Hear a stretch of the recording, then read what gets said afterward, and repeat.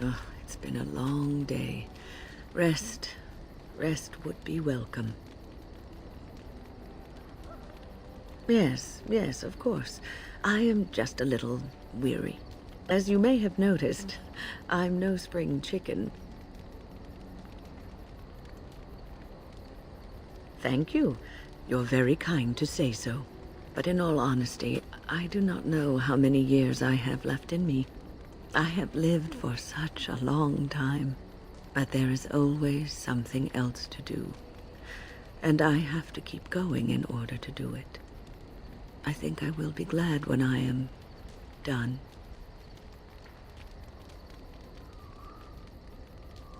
Oh, I don't know. I really don't. Have you encountered many abominations, apart from the ones in the Circle Tower? Ah, yes, Connor, of course. The first time I saw an abomination, my blood turned to ice. It was months before the nightmares stopped. It was the knowledge that I could easily become one of them that frightened me the most.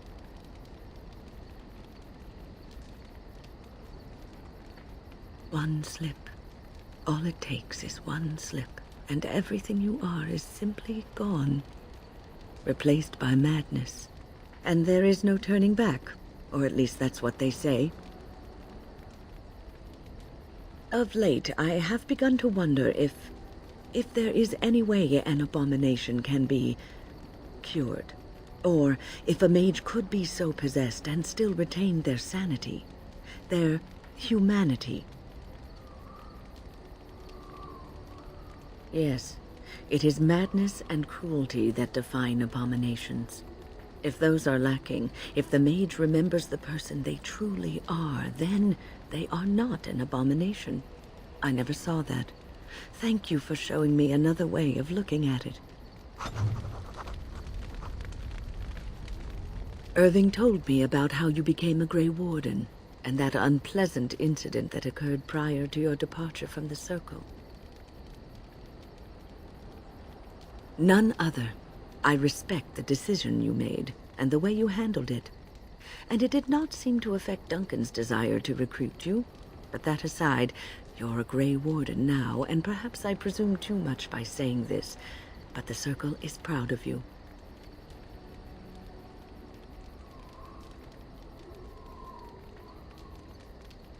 You are a true child of the Circle.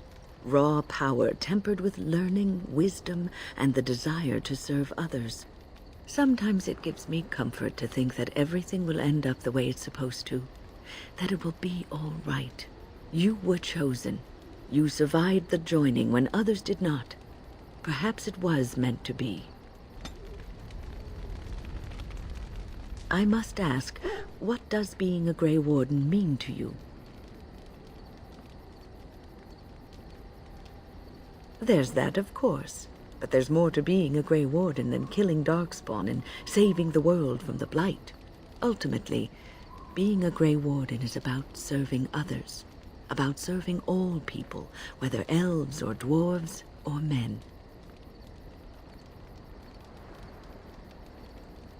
As a Grey Warden, you are a guardian of men, and you guard them because their continued existence is more important than you are. Thus it is you who serves, not they. A good king, a true king who cares for his land, uses his power to rule firmly but fairly. He serves his people first and foremost. The king who does not do this, who believes that he is entitled to his power, who abuses it and uses it for his own means, is a tyrant.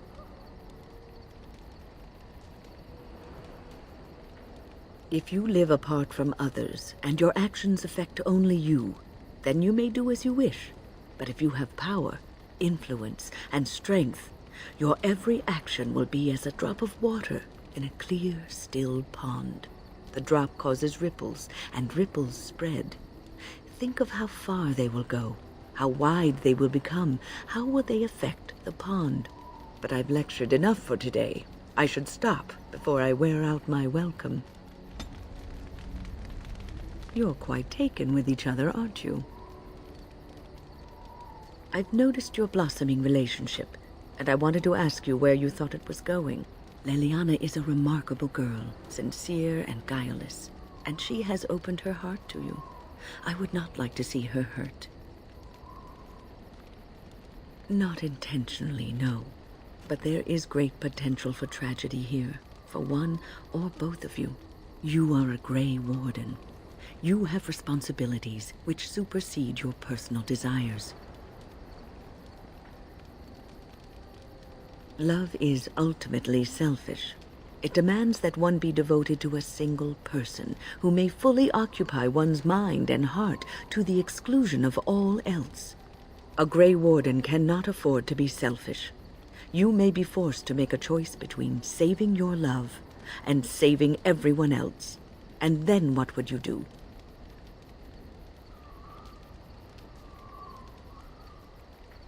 You may have to save one or both of you unnecessary anguish later on. I know more about love's enchantment and its perils than I care to tell, but perhaps this is one lesson that cannot be taught. I have given my advice. Do with it what you will. What's on your mind? I have watched you for a time, and perhaps I was wrong. There seems to be something special between the two of you.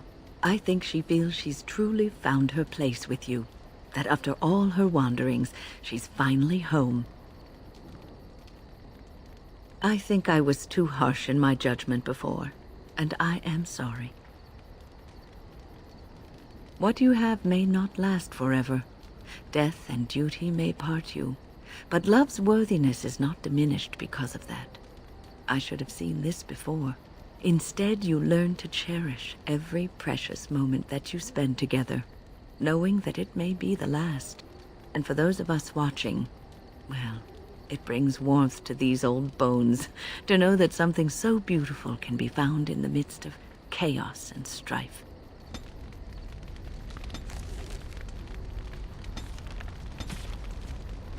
What's on your mind? Oh, yes, and thank you for asking. I'm feeling much better today. Well, thank you for your kindness, my dear. It certainly warms these rickety old bones. What's on your mind? Is something troubling you?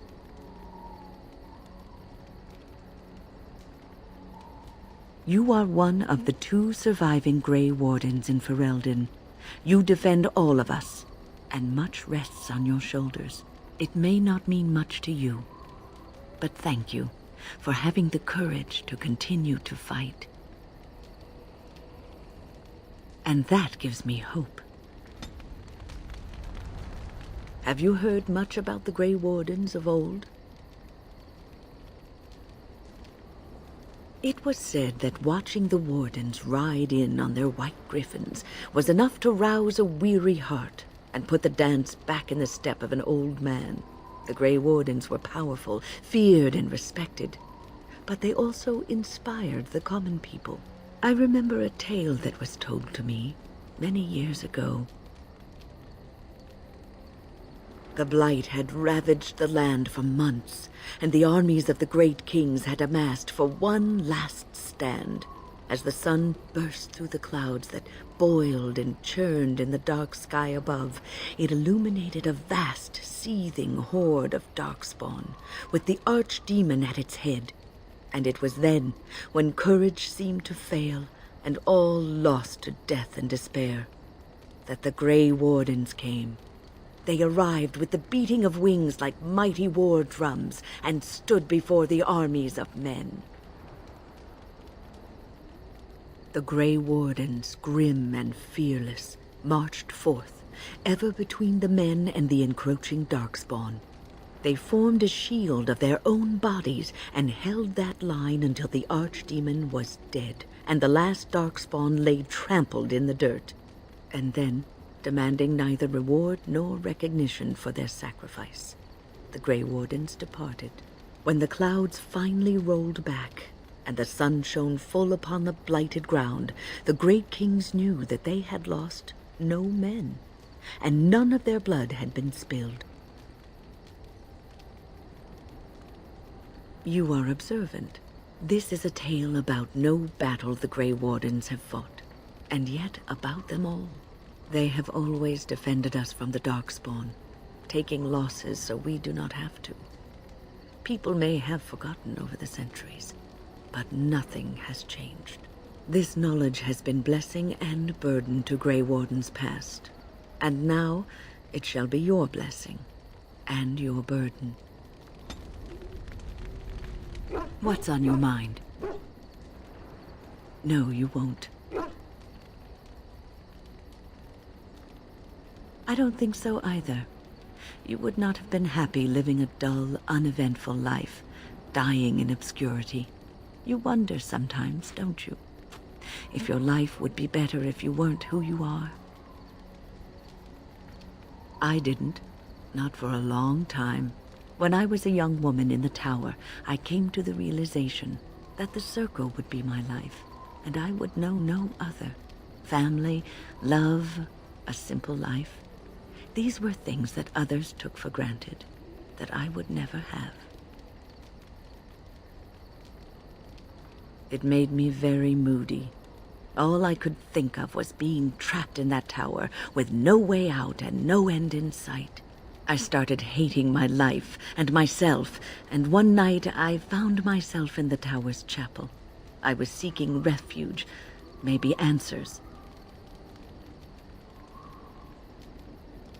I must have looked tearful or made some noise, because the revered mother came out and decided to speak to me.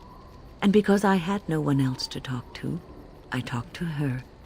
I must have said many silly things, but she told me that the Maker puts us all on our paths for a reason, and fighting our intended course is what causes so much anguish.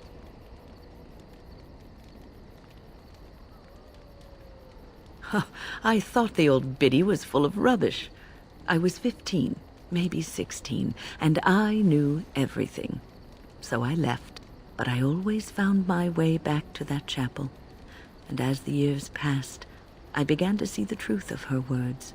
We were supposed to be polar opposites, mage and priest. But we weren't. There was much about us that was the same. Not all priests choose their path. Some children are given to the chantry to raise and become initiates. The revered mother had lived in the chantry all her life, as I had been in the tower for all of mine. She taught me that you can find your family in the people around you, that you can love your work and find fulfillment in duty, and there is joy even in self-sacrifice. If you put others before yourself, then their well-being is yours, and their happiness is your happiness. No, I wouldn't. As I mentioned, I once thought the same thing of someone else. You can scream and cry and be angry about life as a Grey Warden, or you can accept it and allow yourself to see the good in it. This is your choice. What's on your mind? I will answer to the best of my ability. The circle is in good hands. Irving knows what to do, and he doesn't need me underfoot. For now, I will support those that battle the Darkspawn. I do feel I left things unfinished in Ostagar. There is so much left to do, and I would be part of it. The Grey Wardens, all 2 of you, need all the help you can get. I will see this through to the bitter end, and after that, if I am still left standing, then I will return to the circle. No, of course I don't. I'm old and unsure of what I'm doing. Actually, I'd rather be in a warm chair in the sun, being served pudding or some other easily digestible food. I know. I was just teasing. The ability to laugh at myself is something I developed too late in life. But to allay your fears, yes, I am sure this is what I want. What's on your mind? I will answer to the best of my ability. People don't become mages. They are born mages. The talent just surfaces later. But you are asking how I ended up at the Circle. I was brought there by the Templars, just like many of the other apprentices. I don't remember very much. I was very young then. I didn't have a family. I never knew my real parents. My earliest memory was of hiding in a hayloft on a farm, trying to keep warm. I was found, and the farmer's wife was kind enough not to send me away. But they had children of their own, and I was never made to feel welcome. The eldest son was the worst. He was always calling me a stray, and throwing anything he could get his hands on at me. And I don't know how it happened, but one day, he just found his hair on fire. Fortunately, there was a large trough nearby. I had singed his hair and eyebrows, but injured little other than his pride. Who knows what they would have done to me had he been more seriously hurt. Thankfully, all I had to endure was a few nights locked in a cold barn with a bowl of water and a crust of bread. The Templars arrived several mornings later. One of them ignored me, but the other was kind to me. He gave me sweets and even sat me on his shoulders once when I wanted to look over a high wall that ran along the road. I'll never forget the moment the Templars led me into the entrance hall of the tower. I had never seen anything so grand in my life. I stopped being afraid then. I knew I was home. We were the lucky ones. I learned very quickly that for every apprentice in the tower, there was probably one who never even lived to see the Templars come. No child, not even a mage child, is a match for an angry mob trying to place blame for a failed crop, a hard winter, a baby born dead.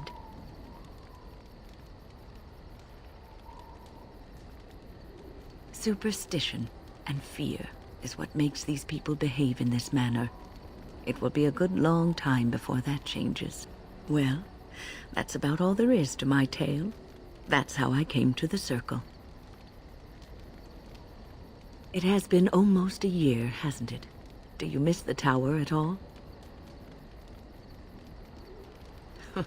You can take a mage out of the Circle, but you can't take the Circle out of the mage. Or so Irving used to say. He was joking, but there is some truth to the statement. A mage never really leaves the Circle, and for the rest of your life you will be seen as a Circle mage. Yes, even though you are a Grey Warden now, you are a mage, and always will be, especially in the eyes of others. You represent both mages and Grey Wardens, and your actions may reflect well or badly on both groups. Remember that. Oh, but listen to me go on. You start a conversation, and I just run away with it, don't I?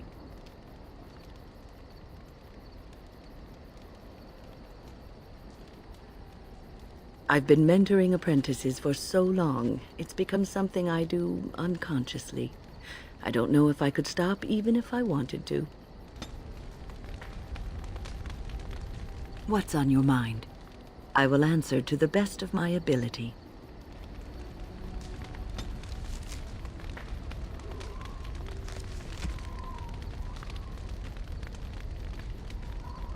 Oh, marvelous.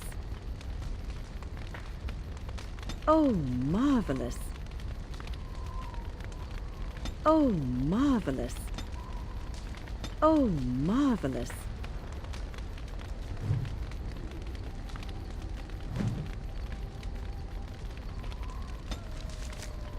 What's on your mind?